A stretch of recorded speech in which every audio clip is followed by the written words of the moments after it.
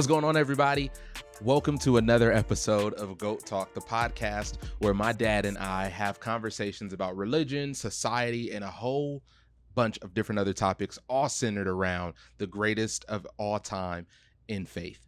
My name is Ryan. This is my dad, Pastor Chris Hale. How are you today, Dad? Doing good, son. How are you? Good. Very excited to be here, and I hope you guys are as well. Thank you so much for tuning into this episode. If it's your first time here on our YouTube channel, please hit that subscribe button as well as that bell up top on the right to turn on your notifications so that you always know when we post any kind of content here on the GOAT Talk YouTube channel. So as we do on every single episode, we like to start off with a GOAT conversation that has absolutely nothing to do with what we're talking about on today. But this question is something that we have kind of discussed and talked about since I was a little kid.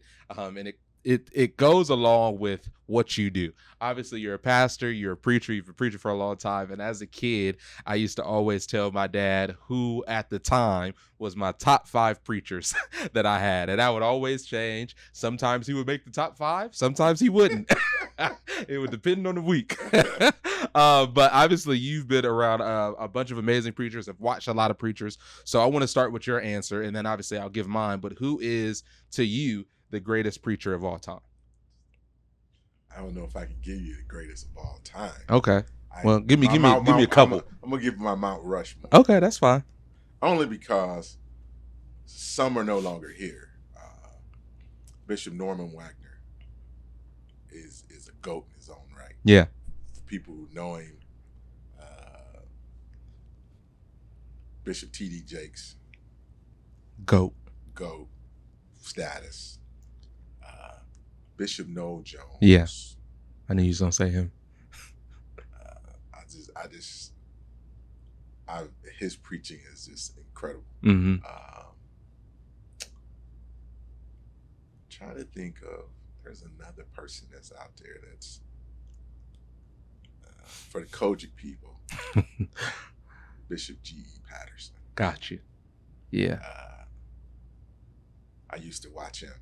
Now, but I'm going to tell you who is first. Nah, I won't say that.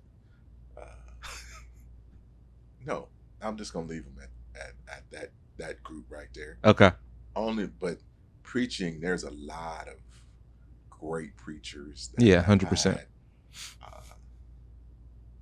But if I had to give you a sleeper, Mm-hmm. would probably be my mentor, Bishop Joey Johnson. Gotcha. And that sleeper is like sometimes people they call people GOATs because they know about them. Yeah. But when you've been around them, if I'm talking about character, integrity, that's huge. If I had to do that, if I just had to do that from my own personal knowledge and knowing, nothing about knowing all the rest of them, Bishop Josephus Johnson, Flavius Josephus Johnson, Akron, Ohio, is the GOAT. Yeah. Because I've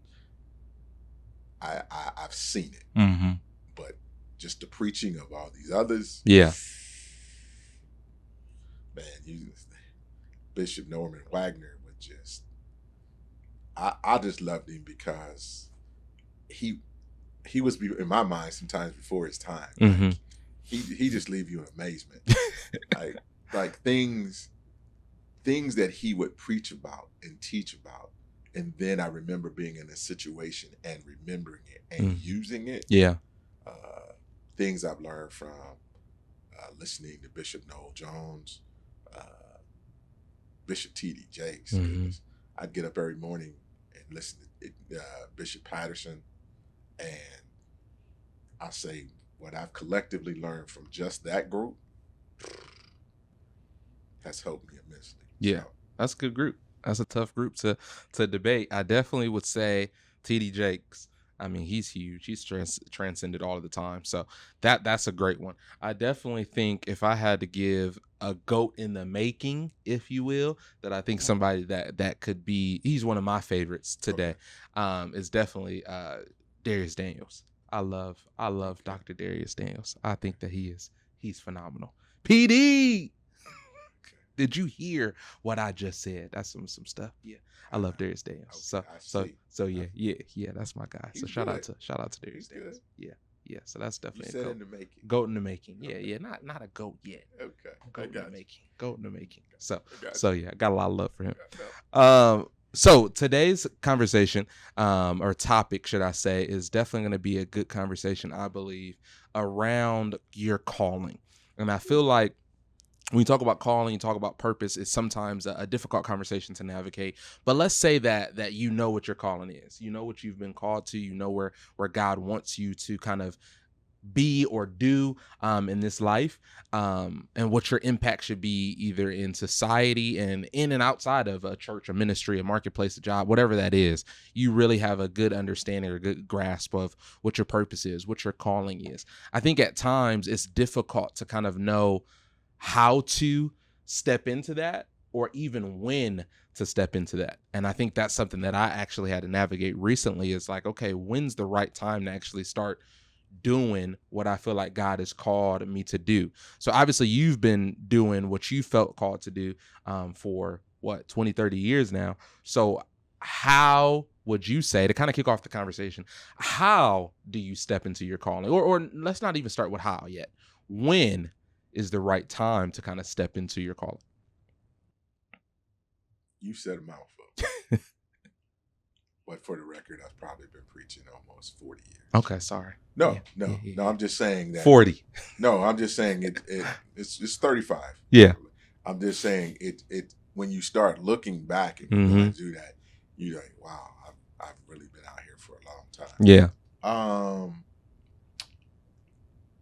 Something you were saying that I want to allude to is that your gift will make room for you. Mm. It is important. It is more important to know that you're just called, but it's also important not to move too soon. Yeah. God will many times position you and open a door for when it's your time to walk through. But I think that we're in a society that we've talked in one of the other episodes about where they want instant gratification. They want instant this. Right. So I'm called today, but you don't have no seasoning. Like, it's kind of like cooking, I watch people. I don't know how to cook, but I watch them. They take their time preparing a meal. So I think what's most important is not so much of when, but what do I do while I'm waiting? Because God's going to give you a win, but are you prepared for that win? Because depending on what you're called to do, that win can just take over and you don't have time to prepare. So what I was told and what I tell people and what I've did myself is when you know you're called and you know what you call, you prepare. Yeah. And I think that, and the wind is when God is ready to open the door. And I think some of the real challenge is sometimes people want that win before they're seasoned. And that's what causes them to crash and burn. Yeah. The premature timing of walking into it. Birthing a baby. They say birthing a baby should take 9 months. It's not that a baby can't live through premature birth. Right. But with all things, like if a doctor had their way, they want that certain timing. So that gives everything in the baby to grow properly. Exactly. There's less what am I looking for? Less fatality rate. Yeah. Yes. Infant mortality rate. And the problem with that is what helps the mother help the child grow is what's fed. So if you're pregnant with a ministry, you need to feed that pregnancy with the right food. Yeah. And when it's your time, God will open the door. And it may look different. And I think that sometimes there's adversity that people deal with that they weren't expecting. Like, you expect one person to see you, and they don't. Maybe that's by design. some of it is not that devil caused it. It's because God did not want you to be seen. Right. Right. Because it may keep you in a spot that God was like, no, what I have is in a different venue, a different location.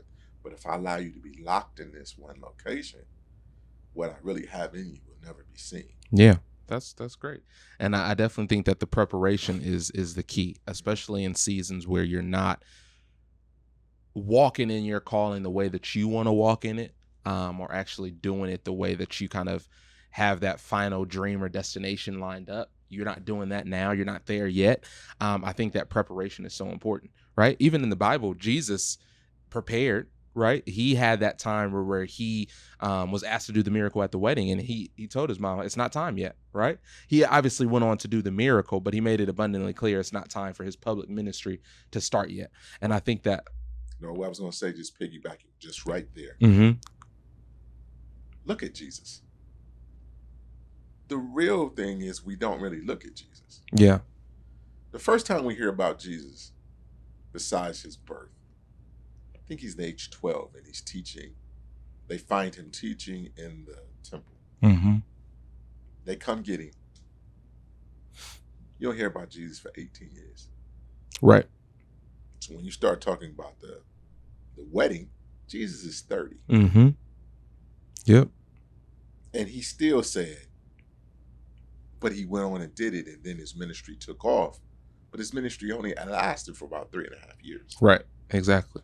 But 3.5 years, he ain't got no time to, all the preparation, all that did was at the 18, but obviously he had to do something between 0 and 12 Mm-hmm. to be teaching in the synagogue. Yeah. So Jesus had preparation time. Yeah. And I think that's huge. That's important. Like you said, it's the preparation time that is huge. And I think sometimes we're waiting for people to kind of validate our calling and validate it by putting us in a position to kind of do what we feel called to do, when there are times and different opportunities that God will give you, doors that he will open for you to actually operate or prepare for your calling, but it may not look like what you want it to look like, right? It may not be you, if you feel like you're called to ministry, it may not be you preaching on a Sunday morning, but it may be you teaching a small group, teaching a Bible study, doing something like that to start to kind of grow that muscle and work on your calling for the future. So I think that's huge. That preparation is so important. And I feel like you mentioned earlier, God will make it abundantly clear when that time is for you to actually step into your calling and to kind of do that when that time is for you to do it. So I feel like all of that has to kind of play a part. And we talked about this in a different episode about God's timing. It's perfect, right? He doesn't operate on our timing,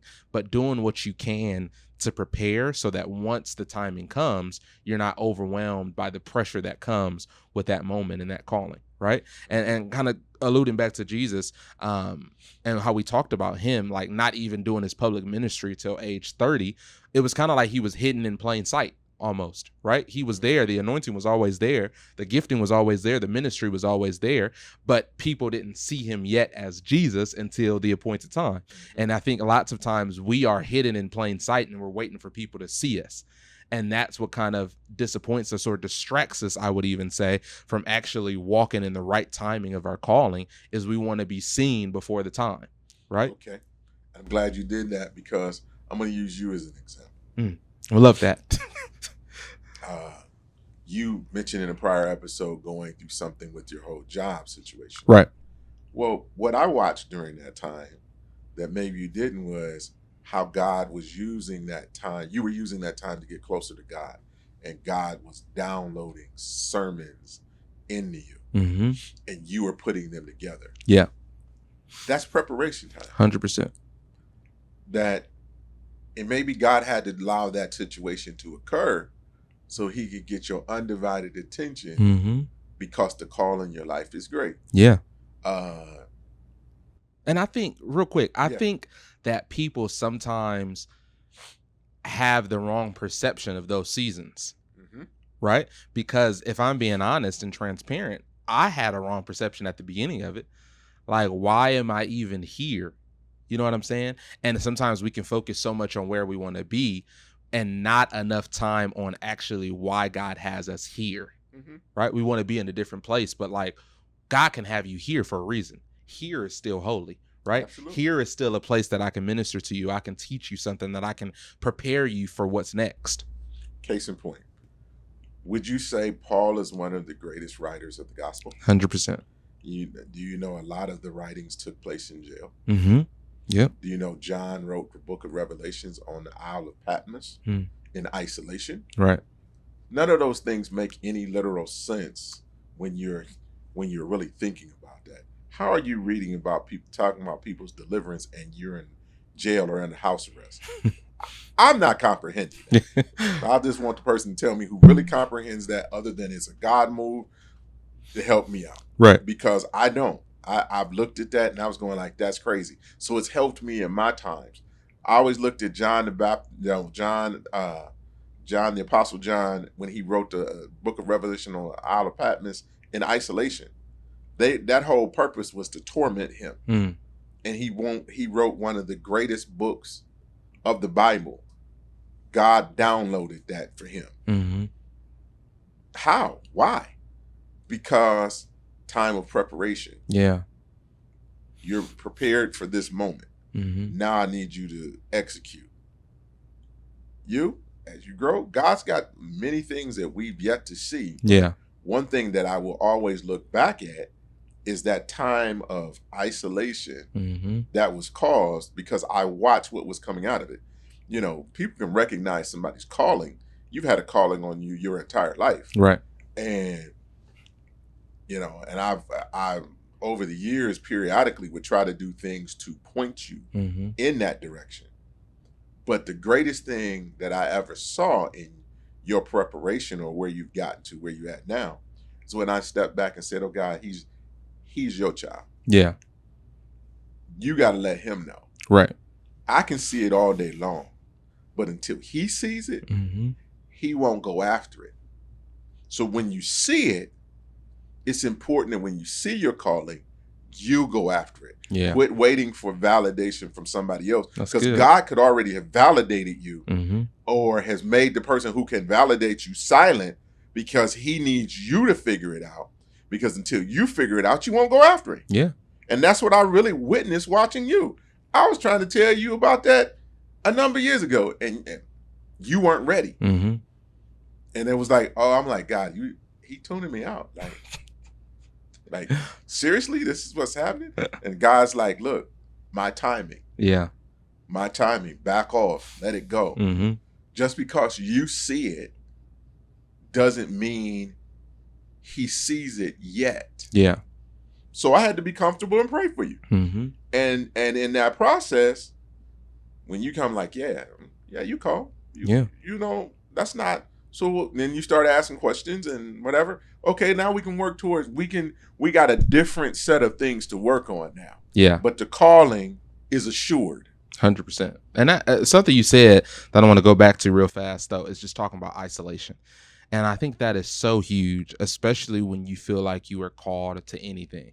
Because the calling, like we talk about in this conversation, it doesn't have to just do with ministry, right? You can be called to so many different things. Joseph, one of my favorite characters in the Bible, was not a minister, wasn't a preacher, wasn't anything like that. But he was called to something great. So you can be called to anything. But I feel like God will put us in positions at times of isolation to prepare you for that said calling. And I think at times our perception of isolation is that it's rejection. But I feel like what we need to encourage people, as like I was encouraging that season, is that isolation doesn't mean rejection, right? Isolation is actually protection, because now I'm protecting you. And just like I taught a message on this a while ago, but just like a butterfly, it doesn't just become a butterfly overnight, right? The caterpillar has to go into a cocoon, a period of isolation for protection, so that it can come out of the other side as a butterfly. So that isolation period is so important, but people can perceive it as rejection when it's really preparation for where God is taking you in your season and in a later season. And that happens throughout the entire Bible. Yeah, 100%. And it's often overlooked. Yeah. I'm going to give you one. I'll probably will preach this message at some point, is hidden in his shadow. Dealing with Moses being hid in the cleft of the rock. Yeah. But what was going on was Moses was up getting the 10 Commandments from God. Mm-hmm. And the people were down there going completely crazy Right. and thought Moses was dead. Right. So his isolation wasn't just isolation. They thought he was dead. Mm-hmm. But when you're in the presence of God, God has to hide you from some things. Yeah. To protect you, to download, to install in you. And that isolation will look like, depending on where you're at and what's going on, rejection. Right. Till you get there. Mm-hmm. 100%. I was telling somebody today, when God's got a plan or gives you a promise, the thing he don't tell you is how he's going to work it out. Yeah. And he's going to get you to the other side, Mm-hmm. but you just got to allow him the opportunity to, and just trust it's going to work out. But it's not going to work out the way you think it's going to work out. Yeah. You know? And I just think that we think we got a calling, or you hear somebody's calling and you see how it worked in this nice, neat bow, Mm-hmm. and you just want yours to look like that, and yours isn't like that because God made you different. Right. There's people who preach by notes. Mm-hmm. Nothing wrong with it.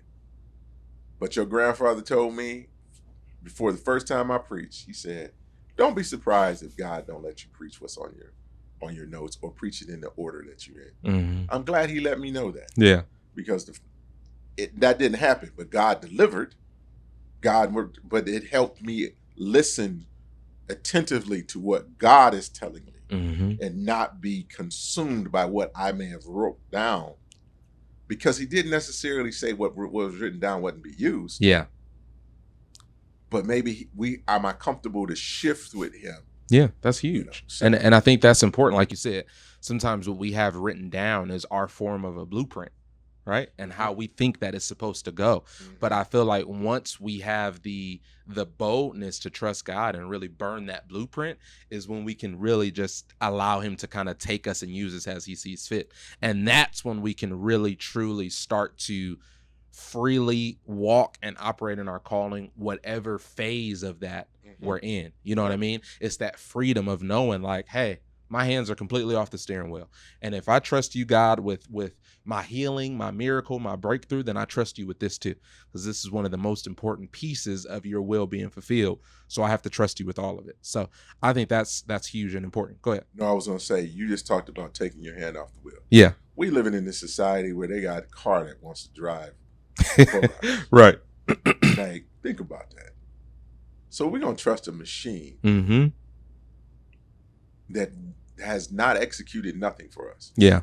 But we can't trust the God that's good. That's giving us the very breath we're currently breathing. Right. Yeah, that's real. Yeah. That's real. And I think that's important. As we wrap up, I'm going to close here soon. But as we do that, one more thing I wanted to kind of touch on this topic is really how to kind of navigate, or what to do when you feel like, I know what I'm called to, but I'm not getting a lot of opportunities to walk in that, whether that may be in a church ministry setting, whether that may be in my job, whether that may be in my business career, whatever that looks like for you. What do you do when you know that you're called, but you're not getting a lot of opportunities to really stretch that muscle in your calling? First, you need a mentor. Mm-hmm. Mentor will help you through times of frustration. Yeah. Mentor can help point you in ways that you can get opportunities. If you're very eager to speak, there's always going to be places that are uncharacteristic, mm-hmm. like a nursing home. Yeah. Like going to the prison, seeing if you can be part of the prison ministry. But I always tell people, don't rush that. If you have a speaking ministry of any type, sit down and hear from God. Begin to write out your thoughts, your blueprints. Right. Because God has a purpose and a plan if he starts sharing with you. Because mm-hmm. I think it's more key to be able to hear God than to figure out what I'm going to do. So yeah. I would say, you want to hear God, you need a mentor, mm-hmm. and be patient. Yeah, that's huge. That's huge. I think those are a great 3, honestly. Another thing I would tell somebody is really try to figure out, kind of like what we've been talking about the whole time, how you can create opportunities of preparation even in your own way. For me, know that I'm called to speaking and teaching God's word in a public way, but I wasn't getting what I felt like were a lot of opportunities in the past, but I still felt like I needed to stretch that muscle. So for me, it was creating videos for social media, doing talk shows, podcasts, different things like that to still stretch that muscle and utilize that in a way that could still reach people, touch people, engage people, but it was actually preparation for where I knew God was calling me down the line. So find creative ways, unique ways to kind of prepare for where God's calling you. You touched on some because you've been doing it. Yeah, that is true. Mm-hmm. You most of the people carrying around a phone. You want something to say? Go live. Exactly. Shoot a share video, do something. Minute, yeah. Mm-hmm. And just build off of that. Yeah. And whether that's in speaking or business, Yep. There's so many different ways that you can do it wherever your sphere of interest or calling is. So just try to figure that out, and I think that's a good way to kind of get started in that area. So, man, another great conversation, I would say, on Goat Talk. And I say that every time. Obviously, I'm biased, but I really enjoyed this conversation today talking about calling. And we hope that you guys did as well. And we really hope this is not your last time tuning in to Goat Talk. But we love you guys. We hope that you enjoyed this conversation, and we will see you all soon.